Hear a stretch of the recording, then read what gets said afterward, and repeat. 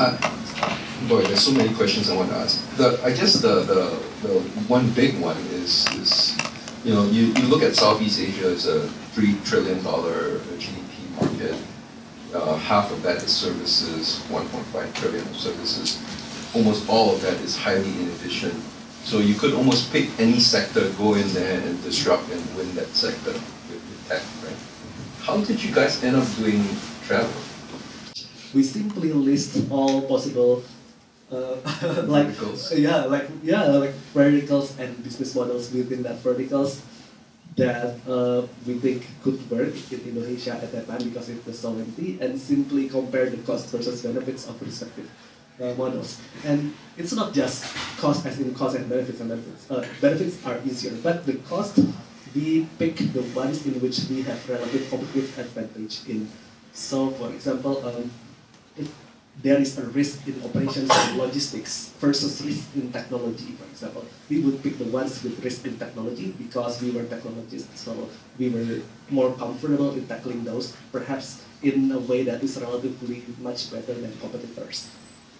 So we picked travel, and we actually started with meta search model, like Kayak, I think at the beginning, and not the booking reservation model like Expedia, because with Kayak, pretty much you operate like a search engine. You index information on the web, or sometimes you fetch the information from certain partners' backend systems, and you organize it in a way and ensure it stays real time and accurate as much as possible at scale, and just serve it and monetize it. So that was the original idea, but then we pivoted, right? Because turns out what we index is not even at the level that is acceptable from meeting user needs perspective. So we end up going down in the supply chain and do the traditional OTA, which stands for online travel agent, which means that we handle booking, reservation, including cancellation, reschedule, and dealing with a lot of different payment problems, operational problems, which makes the company messier, but it's what we needed to do given the immaturity of the domain at that time. Because if you found a deal, the user still couldn't buy the ticket because there wasn't a facility, right?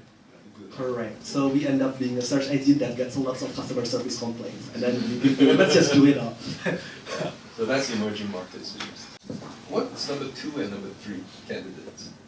Oh, interesting. I don't think we ever talked about this before, but we actually at some point considered price search engine for e-commerces. Again, that might suffer from the same problem in which the underlying e-commerces to index are not even that mature. So I that's think why you picked the right one. The other one didn't do so well. What's number 3? Okay. Well, we were considering doing some kind of eBay-like marketplace as well, which turned to be Tokopedia actually, and they are quite quite big. They raised what, at 8 billion recently? Yeah. So yeah, I guess for context, I think there are 4 unicorns now in Indonesia, and maybe in Southeast Asia there are like 5 or 6 because Indonesia is the biggest market, so that's why most unicorns come from there. And I think Traveloka is actually kind of the smaller among the other ones because the biggest one tends to be rate hailings and like marketplaces or e-commerces. Yeah. Tell me about your journey. So you decided to go back to. We actually just skipped through your Stanford years, but that's okay. People here know what it's like being in Stanford years. But let's talk about you landed back home in Jakarta, and then there were 3 of you. Okay.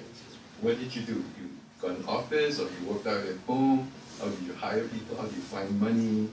How did you start? What was that first 3 months like? In your experience, because this is not Silicon Valley, right? Even can you get a T1 line? Could you get a T1 line at that point? You couldn't, right? What is that? you don't even have to worry about it now. But internet, high bandwidth internet connection. Right? Where did you plug in, for example? Where were your servers? just the nuts and bolts of landing in Jakarta and setting up. By the way, folks, this is 10 years, 8 years ago? 7 years ago, so it's not like that now, but tell us what Yeah. Okay, well, 7 years ago was 2010. well, I think which is not that ancient to be honest about it. Maybe it's ancient for some of you guys, but for me, yeah.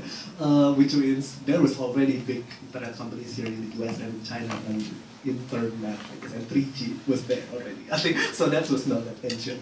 But I think the biggest difference that I noticed, maybe in retrospect. I mean, of course, when we were doing it, we were all the young student professionals, and we didn't know better really because we never started any previous company before. So we just did what we think was best, which was just building the hell out of the product, right? Because there was no product yet, so there is nothing we can do.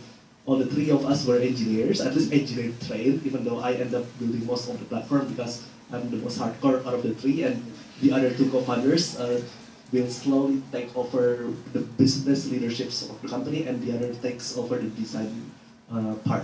Design including like marketing, messaging, branding, and so on of the company. So I stay in technology and ex-CTO positions till the rest of my tenure there, pretty much. I would say, if I compare, for example, the journey with typical journeys of Silicon Valley startups here, I would say the big piece we didn't need to do is actually determining product market fit.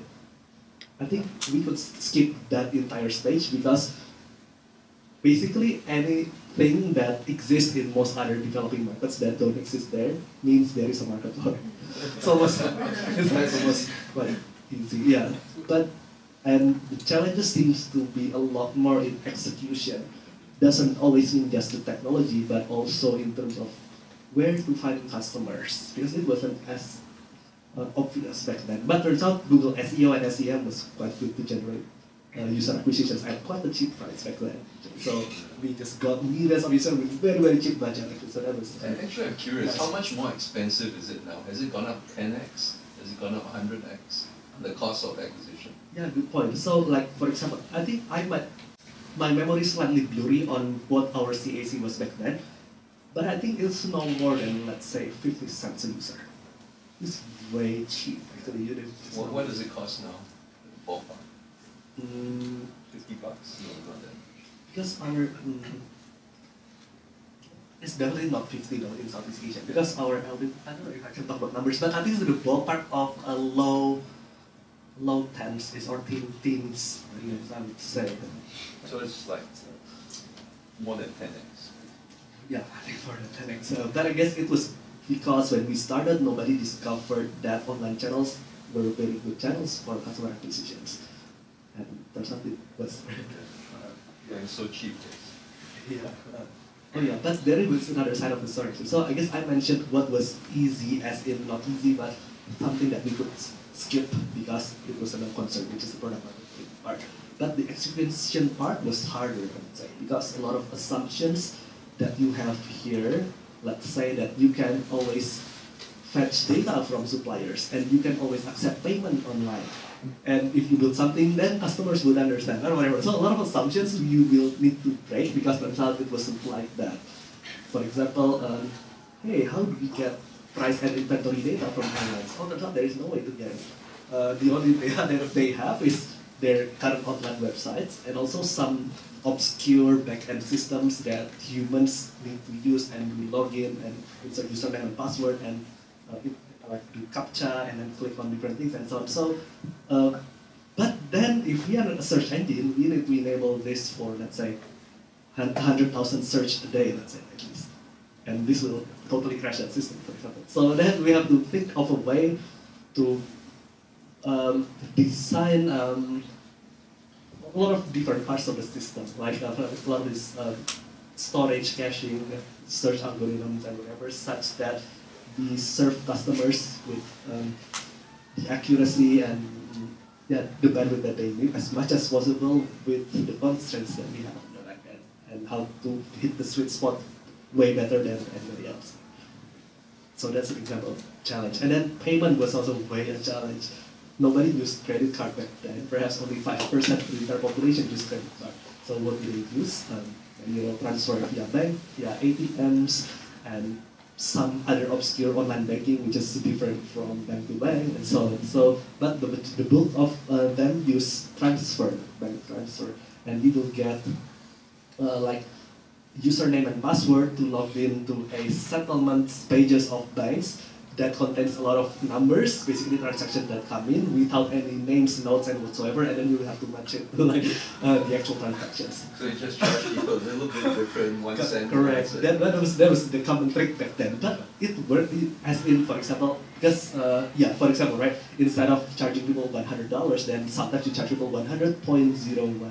100.02 and so on, just to distinguish the transactions. But then that only worked to a certain point, because once you hit certain transactions per second or transaction per unit of time, then the pool of that unique code to distinguish the transaction from each other is exhausted within that period of time. So you have to employ different strategy, different data structures, and so on and so on, and combination of different automatic recommendations and manual tools, and so on, to basically keep the cost as low as possible, even if it still includes human in the process. But we want to minimize the human part of the process. And also, well, there is the cost part of the process as well, because whenever we randomize that a little bit, either we could absorb the cost if it makes the price lower, or we get benefit if it's higher, whatever. Right? So I mean, there's a bunch of like hacks just to make that happen in the beginning. Again, I guess welcome to emerging markets. So the thing that fascinates me the most is how you managed to build such a strong tech team. Right? When was your first hire? You touched down in 2012. What day? What month was it? Yeah, I can talk about that as well. Oh yeah. So we started coding and everything. Well, actually, I kind of started playing around with different things when I was still working in the US. But formally, we started on like 29th of February. It's like almost like joking about it, like 29th of February, which doesn't always happen every year. Yeah, because it only happens once every 4 years. Okay. Yes. But we end up. Is that real? It's real. It's real. That's the founding date of the company, which means that we cannot properly celebrate it if it's not like year 104. Say something. Yeah, I know. But yeah, we end up coding for the most part by ourselves in the first maybe 3-4 months. So all three of you coded. Yeah, but I mean, we split the task differently. Maybe I coded the most, but I mean, we do a mix of just exploring potential different business models and talking to airlines, not even airlines, to travel agents about how to exactly take the data. Oh, there's no way or whatever, right? So and exploring banks and so on. Yeah. Oh yeah, but we hire our first-time full-time engineers perhaps on month 4 or 5.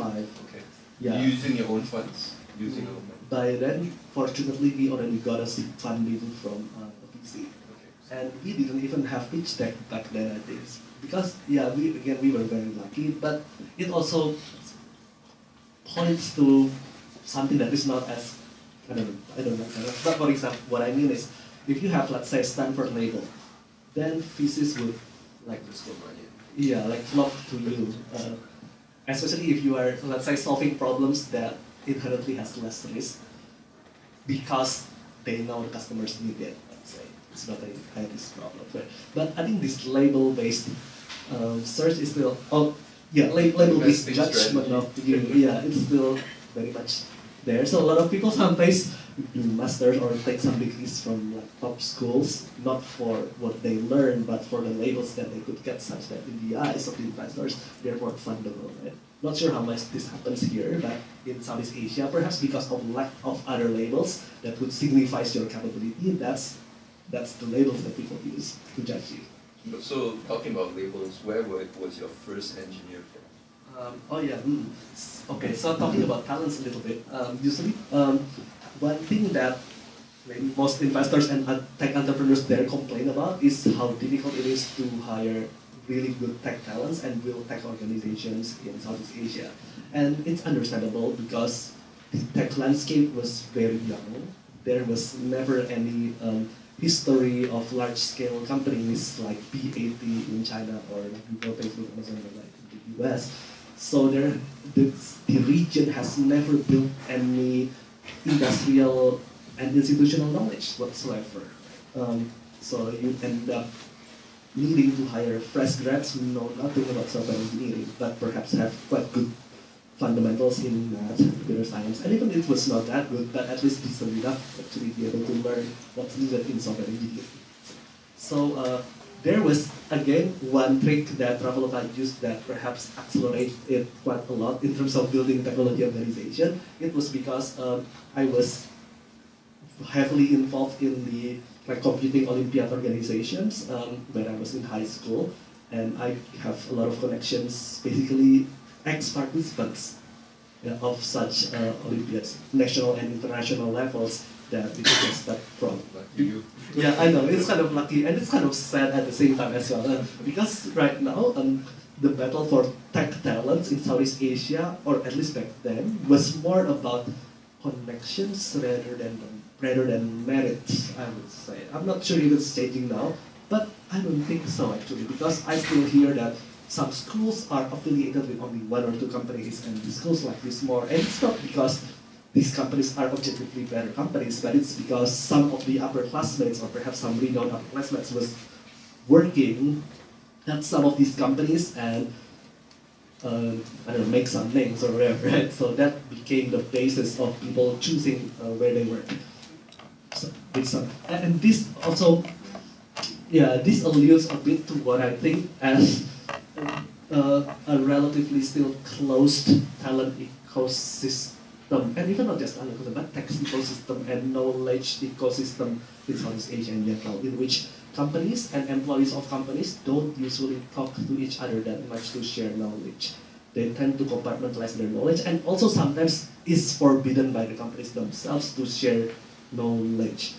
And they end up not building communities like we see here in Silicon Valley, in which everything's just gets spread so quickly and people learn from each other so quickly, and it's considered normal to jump from company, which consequently spreads around knowledge. Actually, that's happening back home too now, right? People go from company, engineers go from company. Yeah, a lot more. Maybe not. Maybe not not. No, maybe not in Traveloka. Okay. But I know a lot of other companies that's happening. Because you get these companies that just raise $1 billion, just double your salary, right? And that happens a lot. Oh yeah, I could see that actually. Yeah, now I could see what it's possible. Yeah. So, so you started hiring a bunch of these Olympiad, I guess, finalists, and you started building up the team that way. Is that how you started building up the team? Yeah, so I think even startups evolve over time, right? I would say that the compositions of people in the first 1 to 3 years of the company differ a bit with year 4, 5, 6 in the company.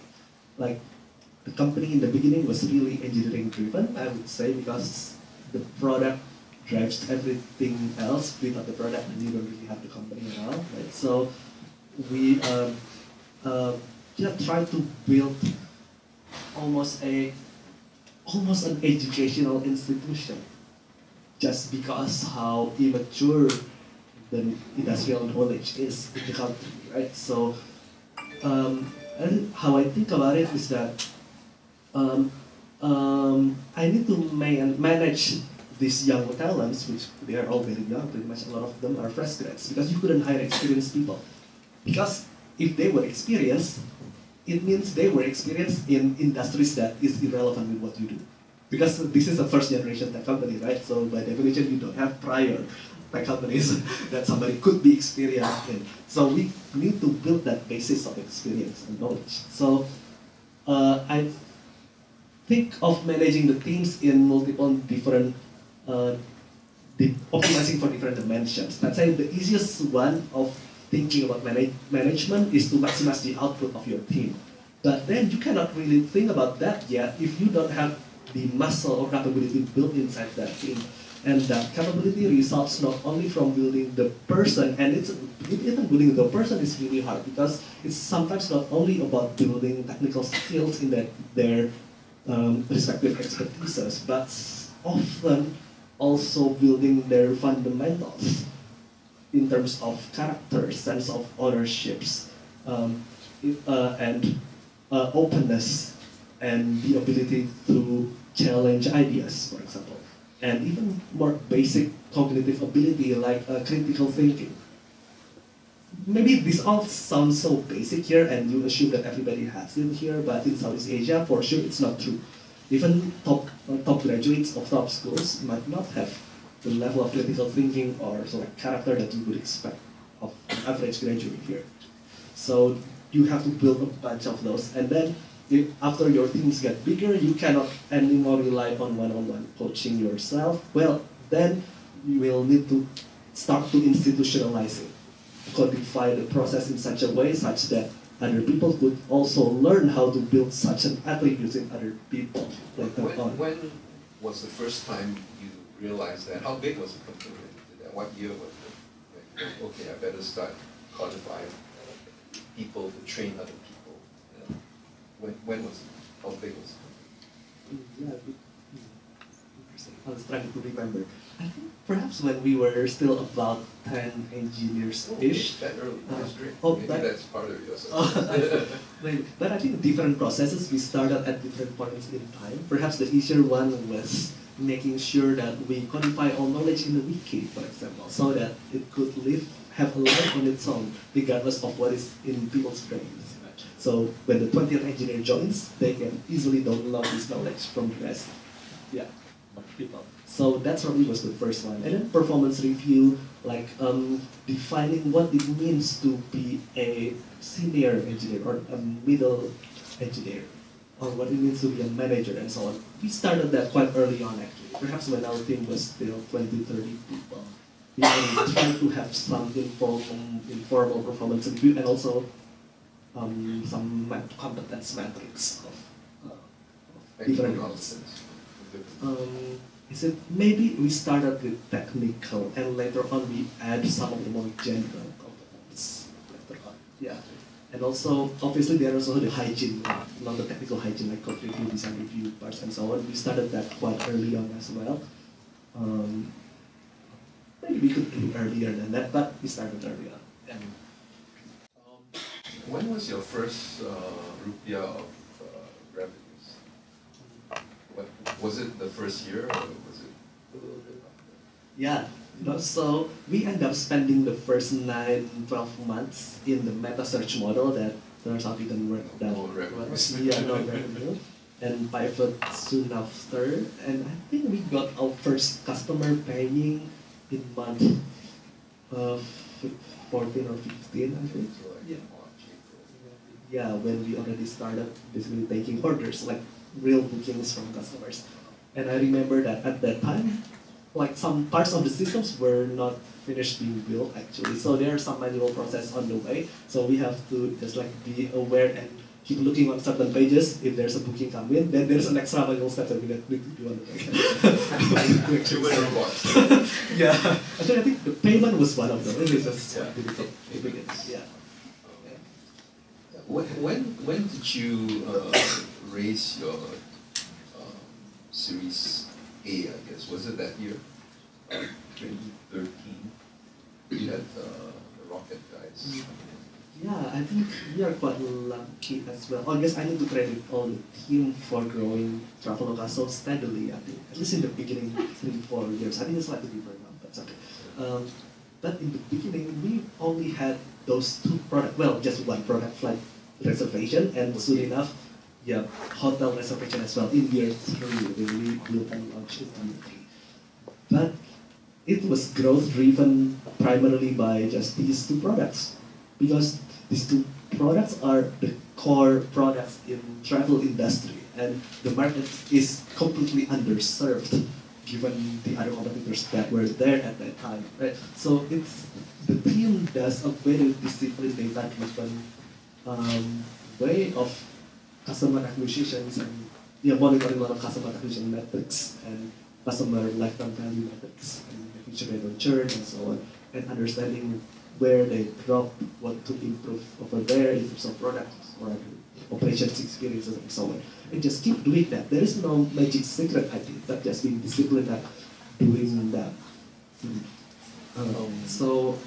Back to funding. So that results in almost one funding per year, I would say. So our Series A, B, C, there is like bridge with A and B as well.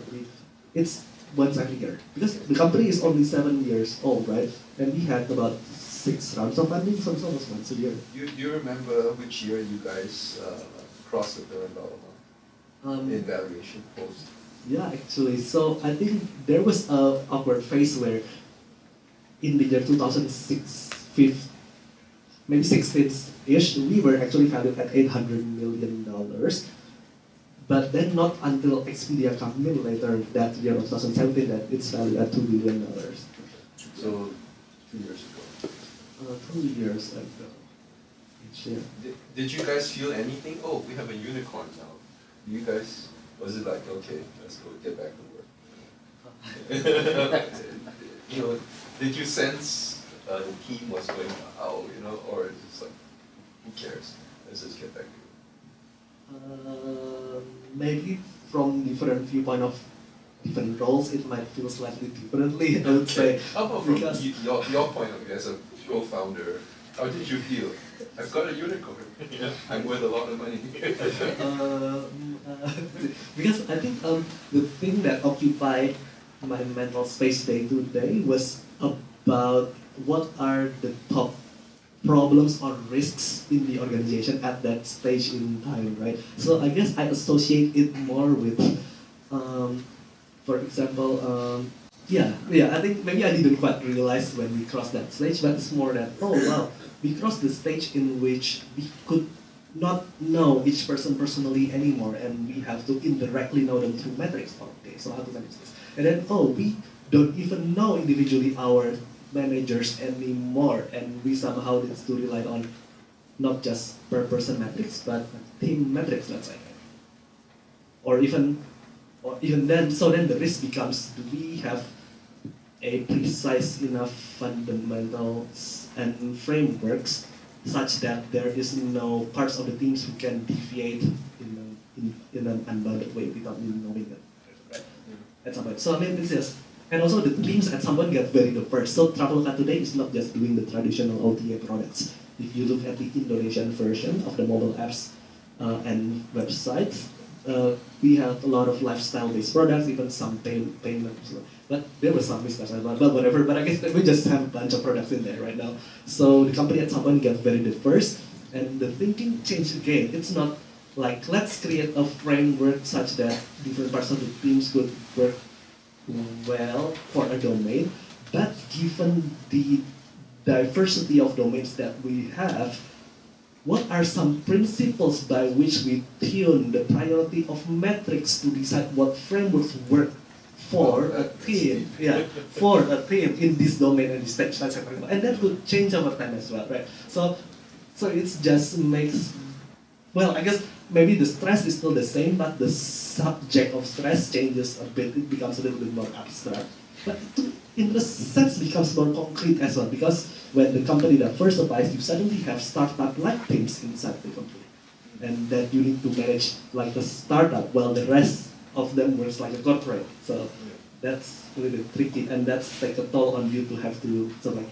deep dive and then go out in abstraction all the time. So a lot of these strategies, management techniques, processes you describe are somewhat similar to what we do here, just tech companies in general. So I'm curious, I think the audience would be curious as to what you felt was very different from Silicon Valley, and if you had to go over there to do things, it might be useful for you to be very aware of these things. What are the major differences between Silicon Valley and here in terms of product, in terms of engineering? Yeah, that's a key question, I think, right? Yeah, there are a lot of differences. Okay, let me try to parse a little bit, like to nice categories. Well, because strategies work depending on your assumptions, right? And when you do things in Southeast Asia, a lot of assumptions differ greatly, and sometimes it's not simply that it's different, but it's not there. So you cannot even assume it. Well, at least when we started, for example. Can you give an example? Yeah, an example, for example, right? Let's say the basic things are, let's say, payment, let's say. So there is a more concrete thing, right? payment was such an undefined, online payment especially was so undefined back then that there is no clear ground that you can step on, to be honest, right? So if you build a product that requires online payments, you cannot browse a list of SaaS that you could plug in because there wasn't many. So then, oh, how do we solve this exactly? And then, okay, different startups try to solve it different way. We thought we solved it quite well because we solved it from we try to dig deep into it and try to make it as efficient as possible and so on. So yeah. Is this fixed now in Southeast Asia, in Indonesia? Can you just pull in Stripe or someone and make it work? Okay. Yeah, I think today there are some aggregators of online payments, but they charge you quite a bit of MDR, which means that it's great for small startups, but after you grow, then it's not as competitive anymore. So you might want to do internalizing some of that. So you got to start building your own pieces. Yeah. Basically, if you scale. Yeah, that tends to happen here as well, right? Even like Facebook and Google build their own like operating system. Well, at least like some branches of operating system like hardware as well sometimes. But yeah, so I guess back to the questions, what assumptions were different? I would say from technology standpoint, yeah, there are a lot, right? For example, data integration from suppliers and also payment. Also, infrastructure as in the quality of device and bandwidth and storage of devices customers use. So you couldn't make an app that is as good as US apps because most devices there suck and like Chinese made and have very low memory and whatever. So you have to test against that devices. You cannot test against iPhone because it then wouldn't work for majority of your customers. They don't have iPhones. Oh yeah, that's right. Yeah. Most use Android and not even Samsung Android, right? And like some unknown brands of Android. Yeah, so then our test devices are such devices. It's not the worst devices because who cares? So that's a crucial. It's still quite the case right now. Yeah, sure. The average is a lot lower in terms of device. Yeah, I'm not sure actually, but I guess I'm not an expert. It's Okay. it's a range. Before I hand off to the audience to ask questions, maybe you can think a little bit about one or two other things that would be useful for people who are thinking of doing business back in Southeast Asia and specifically in Indonesia.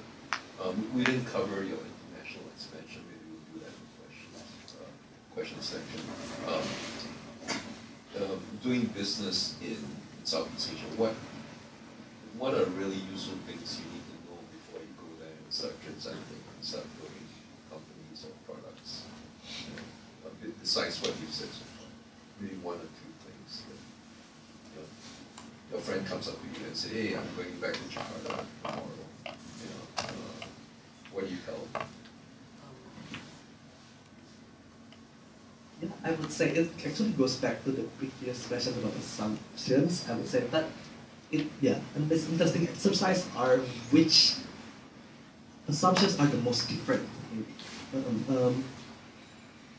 Oh yeah, this actually goes back to another thing that I was thinking about Southeast Asia being early, right? So people look at Southeast Asia because, well, at least from investor perspective, they think there's still a lot of value to be made because this region is so early, which means there's still a lot of growth potentials and not even risky growth potential because you can simply extrapolate what happened to the US and China and kind of think that it works the same way, even though it's arguable whether that's true because again, there are different assumptions about how the companies run, long-term governments and whatever, right? So of course you can just plug and play the numbers, but I would say besides it's being early, what still makes it different from Silicon Valley 20 years ago or China 10 years ago? So that might be more interesting. Yeah, I would say Maybe it's the same. Okay, maybe it's the same. But maybe I'll just like not in any particular order. I would just say what came to my mind of what might be different, right? What is talent still, I would say? Because the US and China started off with very good education systems, and not just the systems, but a culture of valuing education. And education, not just in terms of formal education, but more in terms of just like curiosity, for example, and open-mindedness, which is ingrained to the culture that is shaped not just by your schools, but by your parents and your peers around you, things like that. And in Indonesia's case, perhaps by a lot of religious institutions, because it's a Muslim country predominantly, right? And a lot of Southeast Asian countries are religious in different way. Philippines are Catholics, Thailand are Buddhist, Malaysia are Muslims as well. Singapore, I think, is not particularly religious. Yeah, and also, yeah, Vietnam is not particularly religious either. But it's interesting, right? So there was different assumptions on human capital, I would say. Very different, such that you need a lot more heavy lifting, not to build skills like software engineering or data science, not that, but on the fundamentals of the person. Yeah, I thought it was very interesting. You basically have to train people to think critically, to debate the merits of a particular position, etc. That I experienced that myself too, building engineering teams. Anything else? Yeah, let me think.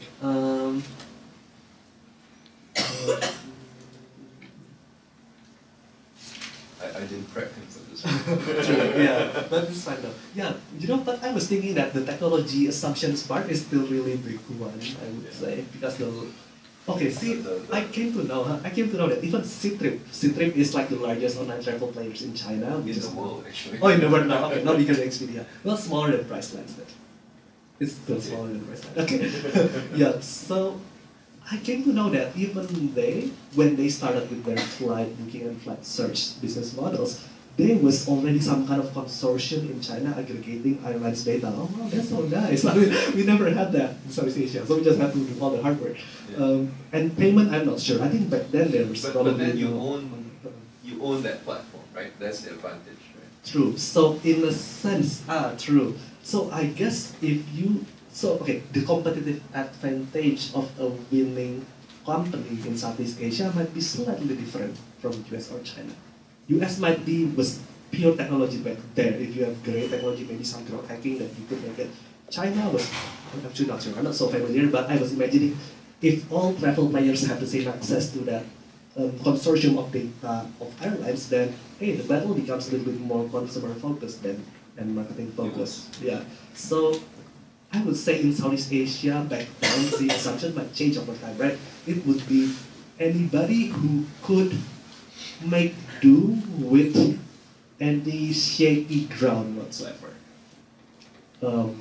Maybe not just technologically, maybe mostly it was technological challenge back then, but other things as well, like operations or business relationships and so on. So anybody who could apply relatively, or anybody who is agile enough in terms of learning and cognitive ability to take the problems, learn from it, and devise solutions on the fly would have a competitive advantage, I would say.